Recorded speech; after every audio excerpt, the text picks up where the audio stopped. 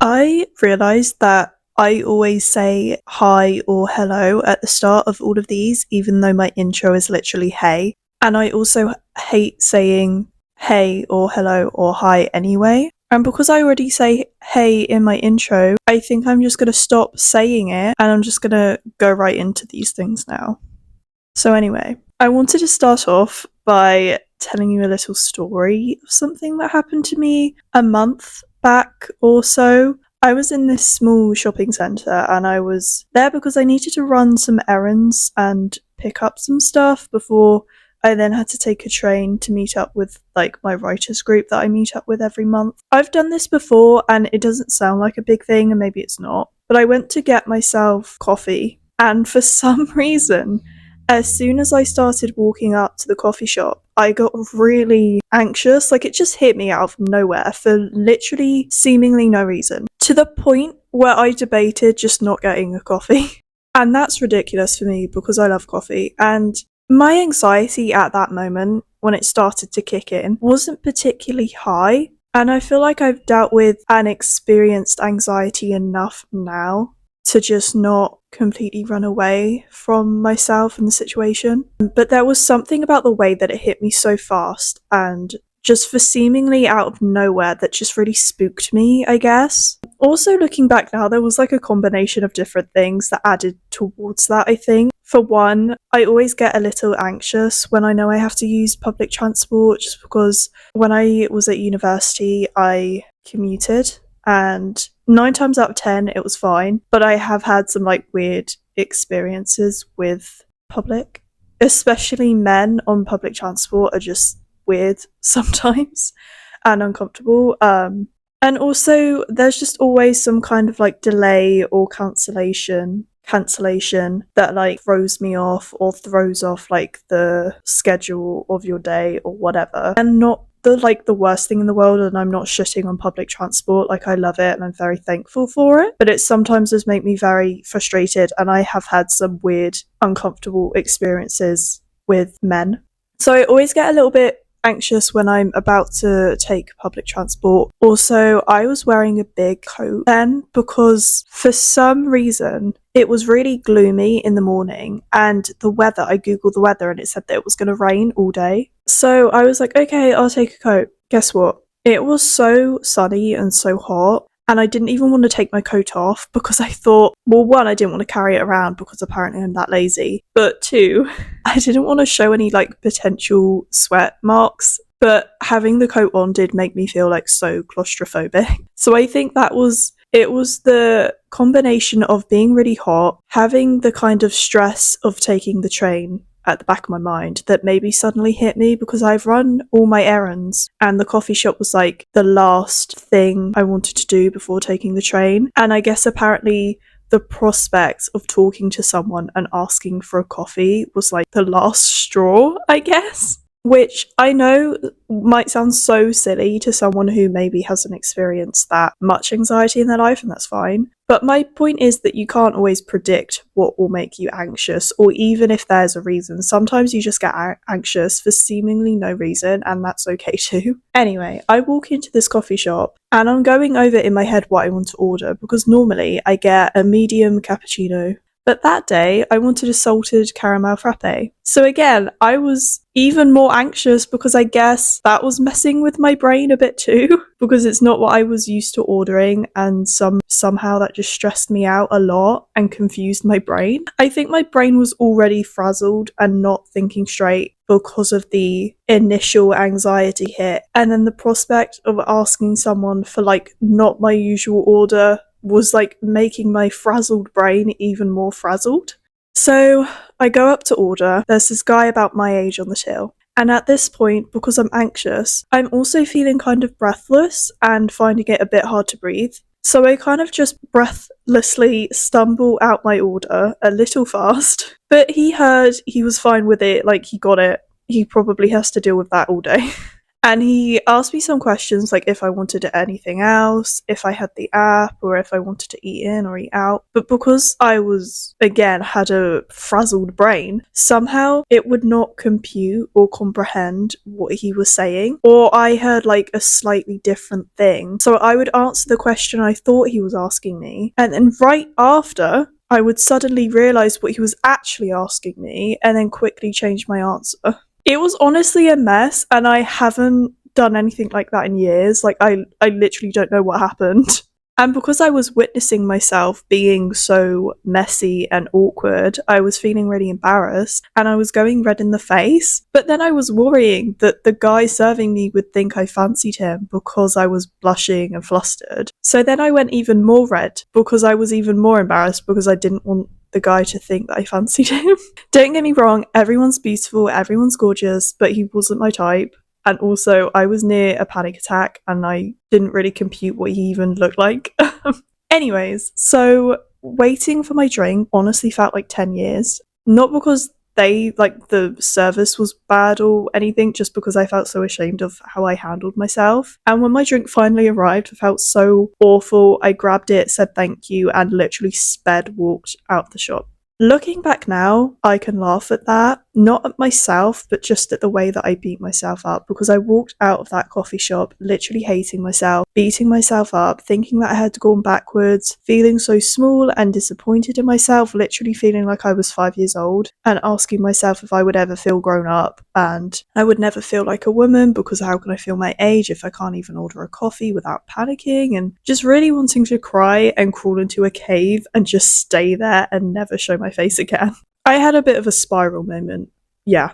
And I look back on that now and I think, wow, it really wasn't that deep. Like, I got anxious, so what? I had a wobble moment, I made it through alive, nothing terrible happened. I didn't go backwards, I just got anxious. And you know what? I would say I handled it pretty okay for what I was feeling at the time. And it probably even wasn't as bad as I thought it was. Like, I probably, in my head, blew it way out of proportion. Like, the people didn't even probably notice anything. And if they did, they probably didn't even care. But I think that's the thing about anxiety, is that we tend to blow things out of proportion and then beat ourselves up about it in the moment. Like, in that moment, I thought it was the worst thing in the world, but actually I was fine. Like, it was okay, and I probably handled it way better than I thought I did. The thing about anxiety, and I'm not an expert or anything, this is just what I've come to find and what makes sense to me, is that anxiety is just trying to control everything because we feel unsafe about not knowing what will happen, and we think that it's like the worst thing in the world. And I think anxiety just comes from maybe feeling unsafe in general, or feeling overwhelmed by either things going on in our lives or our environment, or both.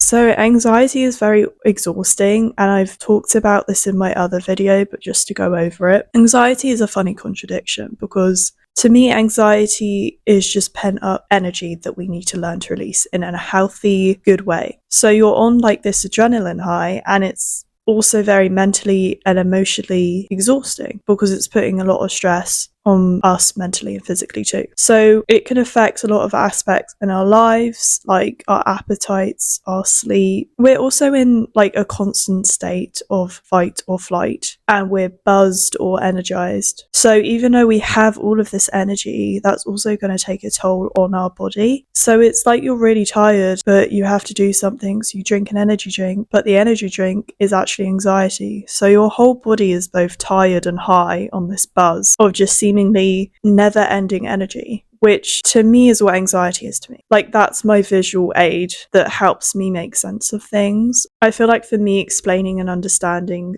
things in like words or images really help me. It's not for everyone, but it might help you. That being said, I don't think you should be tied up on trying to explain it away or make sense of it if you can't. Sometimes the best thing you can do is just acknowledge it and maybe just let it be for a bit. But my point is, when anxiety makes you feel small or embarrassed or ashamed or anything like that, you should acknowledge and just remember how much stress your body is under, how much you're doing for yourself, how much your body and your mind is doing for you. We are our harshest critics. and you're probably doing a lot better than you think you are. So just taking a step back and realizing how much you're actually doing for yourself and how amazing you're actually doing, considering the stress that anxiety is putting on your mind and your body. Also, rather than trying to control it or feeling small or ashamed for it, acknowledging it and being thankful for it, which I know sounds so wild at first. And years ago, when I first heard this concept, I got really angry because I was like, why the heck would I ever be thankful for this thing that makes me feel so small and incapable of doing the smallest of tasks when everyone else seems fine? I'm just the weirdo or the failure who can't do a simple, normal thing.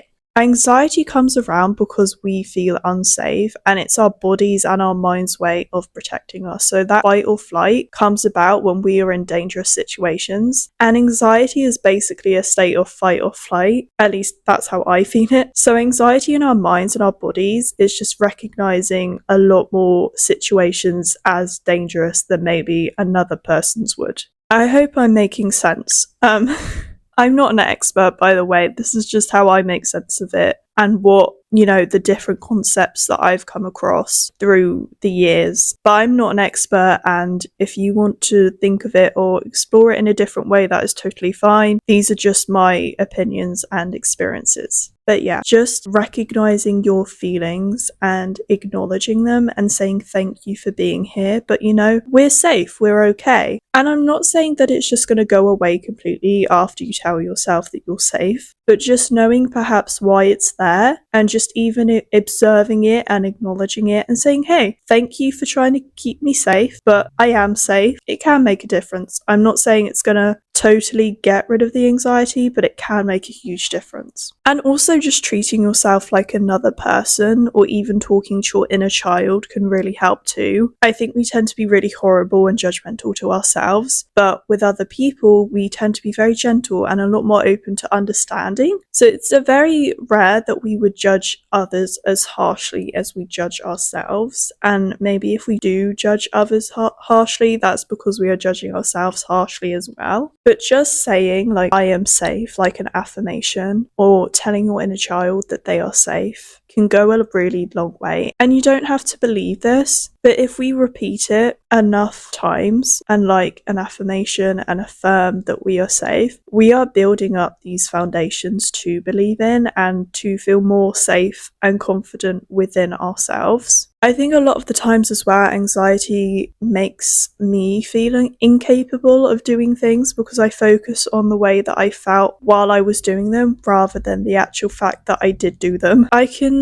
often reflect on things and think that it's a failure or I'm a failure because I was anxious while I was doing it, rather than focusing on the fact that actually I did do it and I achieved something while I was feeling anxious. And having all these thoughts telling me that I couldn't do it, which actually is even more of an achievement if you think about it, because I still did do the thing despite the fact that I was feeling this way. I think that when we're feeling anxious, there's a tendency to overanalyze everything we do or how we behave and pick apart every little action, but also to overthink and believe that everyone else around us knows that we are anxious and is judging us for it. When I'm anxious, sometimes I get really in my head and I believe that everyone in the room knows that I'm anxious and is judging me for it, when in reality I probably look completely normal and fine and they don't notice a thing. Also, I really don't think that people are paying that much attention to what others are doing, and if they are, that's still none of their business and also none of your business. Like, if people are taking notice of you and perceiving you in a certain way, that's none of your business, so you can ignore it and move on. With anxiety too, we judge ourselves very harshly, so we tend to believe that others are judging us harshly too, which again is very unlikely, and even if they are, that says more about them than it does about you. Another point to add to this is that anxiety can often make us worry about how others perceive us and what they think of us, but we often forget to ask ourselves what we think of others and how other people make us feel. Now, I'm not saying to judge everyone you pass on the street. Don't judge anyone, right? If you don't know anything about them, don't judge them. But there will be certain situations like going to school or some kind of class or a group or a club or meeting potential new friends, going on a date, a job interview.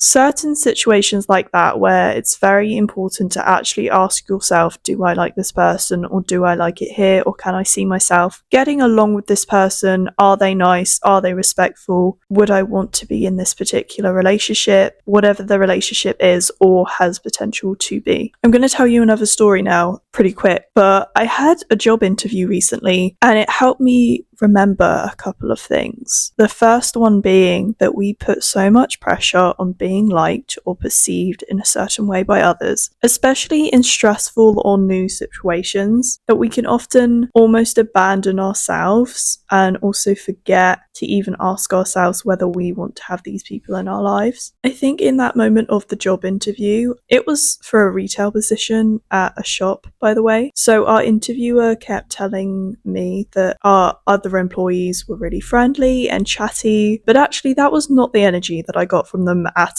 all.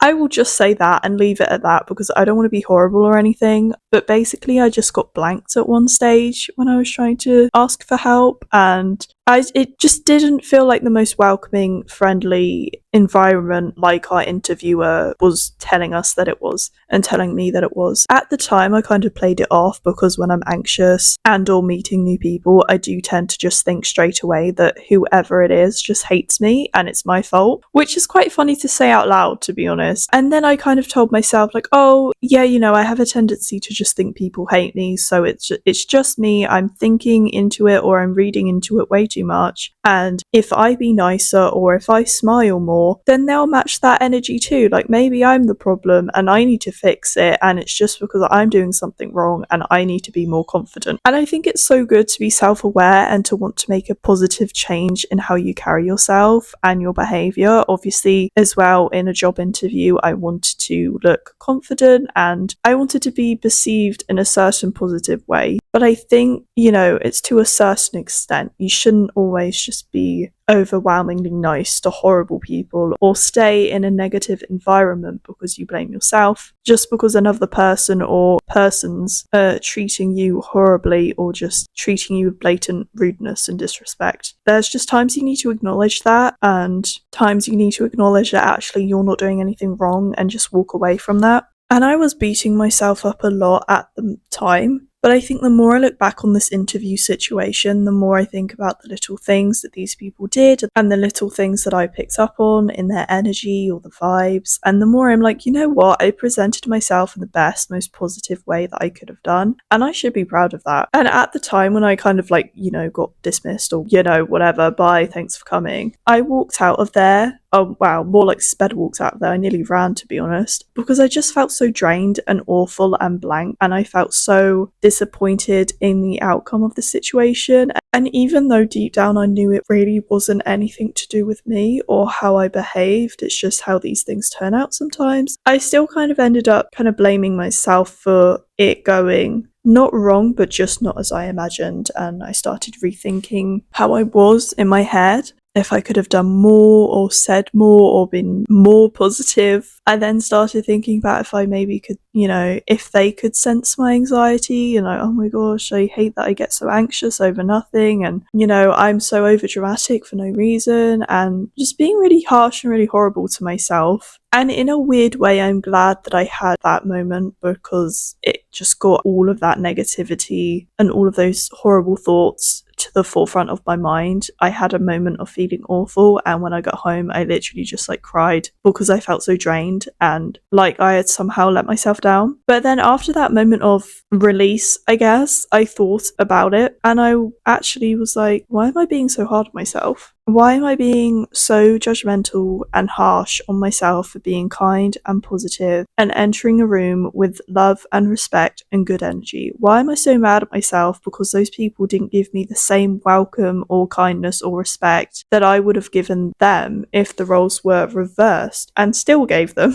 I should be proud of myself for just being positive and just being myself. And if they didn't react to me in a positive way, that's maybe on them, not me. And actually, I don't want to work in a place that is like that with people like that. And obviously, I know that we all have to do things that we don't like, but I didn't get the job anyway, so it's fine. But my point is, we can't always, or any of the time, really blame ourselves for how people will react to us, especially if we meet others with love or at least respect. And the other thing I remembered was, oh, I can still feel positive and excited and good about things even when I am anxious. I think there's sort of like a misconception that you have to feel bad or sad or just like a certain way or just anxious when you're anxious, which, don't get me wrong, is totally valid. And if that is what you're feeling at that time, don't push it down or force it to go away. Feel whatever you are feeling in that moment. I'm not telling you to be fake positive or toxic positive. That isn't my point. But you will also have moments where you feel joy or excitement or both for a particular thing, but you may also feel anxious when you think about doing it too, especially if it's something new that you've never tried before, or maybe something that you haven't done in a while, or maybe you're not sure about but you want to give it a go. And it makes sense because you're trying something new, or maybe, you're putting yourself in a position where you feel like you may be perceived in a certain way by others. That's, being outside of your comfort zone. And sometimes anxiety cannot tell the difference between going outside of your comfort zone and running from a mountain lion.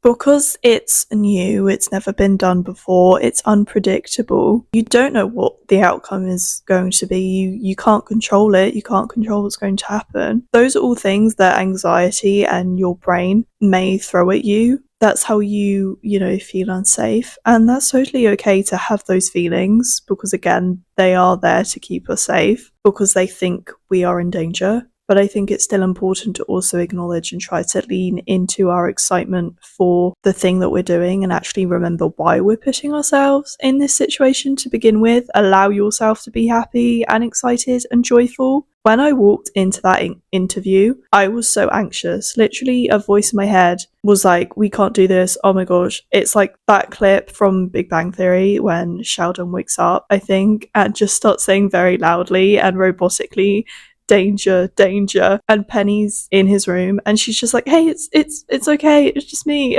I was like focusing so much on just trying to keep my breathing normal and I was honestly nearly shaking. And again, I know that sounds silly, but there was also an even bigger part of my brain that was just so thankful and excited to be there, and I couldn't wait to meet these new people and be myself and just show off all of my skills and my amazing personality. So it was almost like the anxiety that I was feeling was like Sheldon shouting danger, danger, and my excitement and positivity was like Penny being like, hey, no, cool, it's just me, like, we're fine. But yeah, I really love that scene, it's so funny.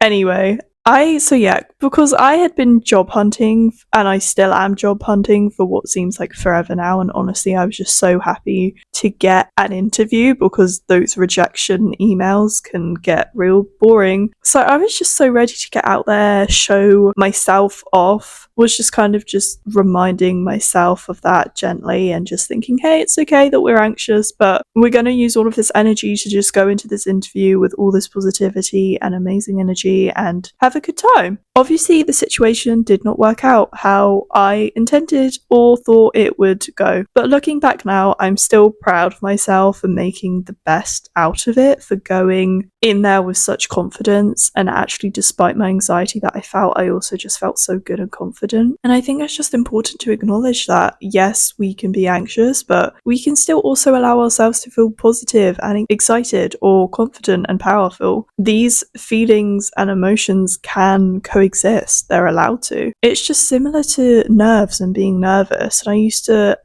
go to dance when I was younger. I went through a lot of dance exams and I can't remember, it was either my mum or one of the other mums that said, well, nervous is good because it just shows you care about it. And that reshaped how I ever thought about nerves and going into my dance exams, because I wasn't seeing nervous energy as this bad thing anymore. I just saw it as my passion and excitement for dance. And even though I still felt it, and yeah, it was a bit shit, my beliefs around that feeling changed, and I just did my best because that's all you can do. I think just having those beliefs and feelings around being nervous or around having anxiety can really make a difference, whether you see it as a bad thing or just a thing that's like, oh yeah, cool, like you're here, you just mean that I care about the situation, cool, like I'm not going to read too much into this. Also, another little side note that I want to talk about quickly that maybe has nothing to do with anxiety, but maybe has something to do with overthinking, which is what anxiety can make us do,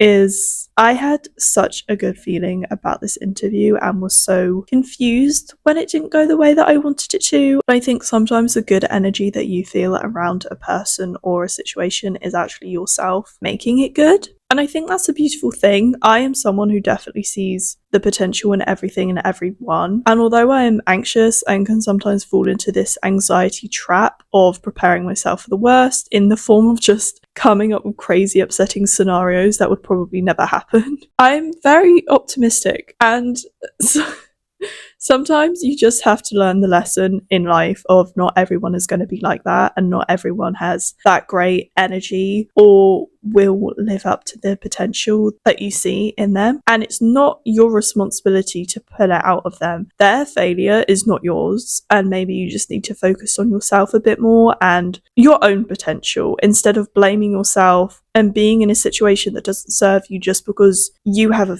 good feeling, because that good feeling might just be you and yourself and the energy that you're bringing into it, if you get what I mean. Because I have a habit to like beat myself up about when things go wrong, because I'm like, oh, that was my fault because I didn't do enough, and in reality it was just the way things are, or you know, that human doing whatever they wanted to do, you know.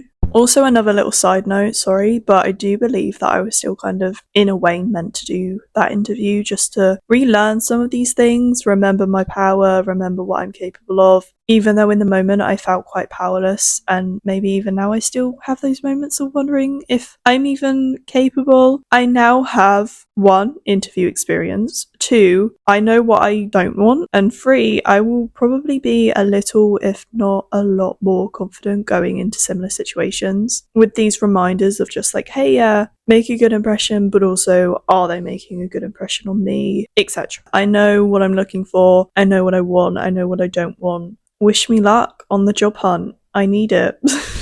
Anyways, I hope you got something from this. I hope it all kind of made some sort of sense. Just remember as well, if you're going through anxiety or something similar that just makes you feel small or weak or whatever, remember you are doing so well right now. You're dealing with a lot and you should be so proud of yourself for doing so much with what you're going through. And if no one's told you, then let me. I am so proud of you and you should start telling yourself that more too. I'm gonna let you go now because I've been yapping for a long time. Sending you love and light. I hope this helped. Bye.